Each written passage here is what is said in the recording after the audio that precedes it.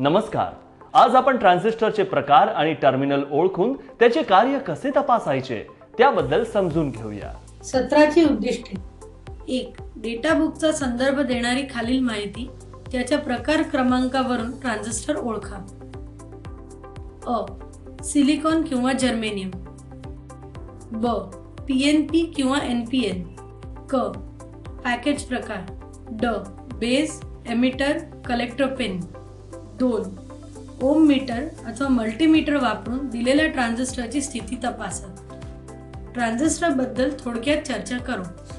Transistor हे एक active उपकरण आहे ज्याची तुलना आधुनिक इलेक्ट्रॉनिक्सच्या केंद्रस्थानी केली जाऊ शकते. हे इनपुट व विद्युत प्रवाह किंवा व्होल्टेजच्या स्वरूपात लहान विद्युत सिग्नल स्वीकारते आणि नंतर वाढवते, मोठेपणा वाढवते आणि आउटपुटवर एक मोठा सिग्नल प्रदान करते. Radio, TV, tape recorder, computer इत्यादी जवळजवळ सर्व इलेक्ट्रॉनिक गॅजेट्समध्ये ट्रान्झिस्टरचा वापर केला जातो.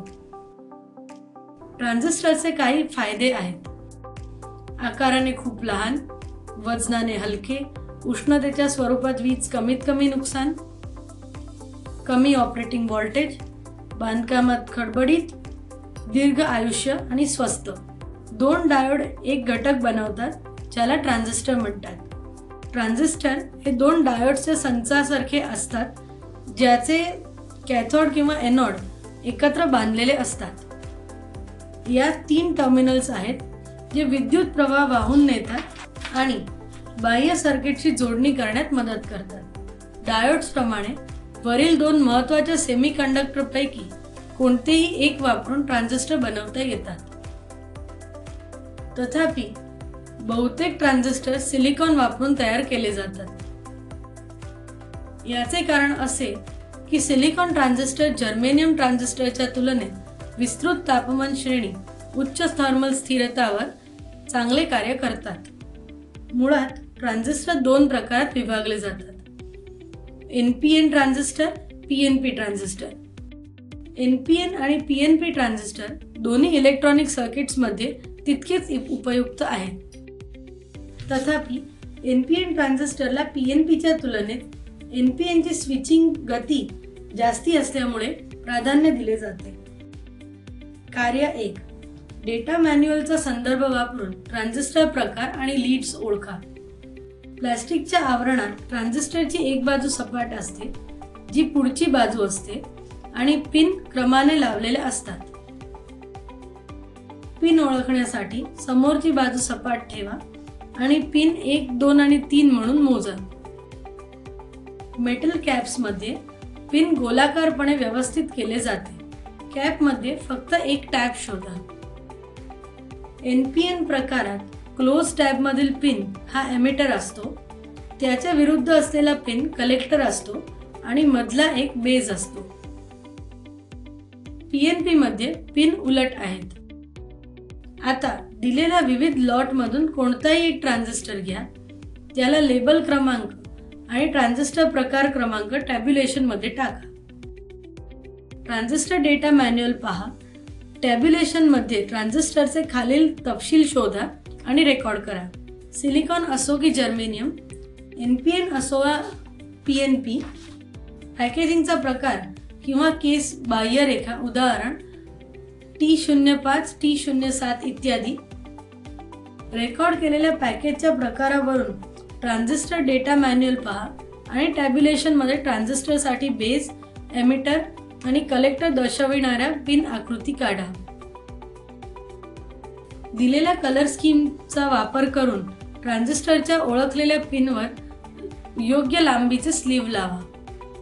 बेस निळ्या रंगाचा स्लीव्ह, उत्सर्जक लाल रंगाचा स्लीव्ह, कलेक्टर पिवळ्या रंगाची स्लीव्ह, शील्ड काळ्या रंगाची स्लीव्ह.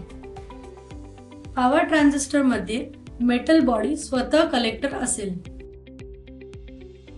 अशा वेळी पेन्सिल वापरून मेटल बॉडीवर C चिन्हांकित करा.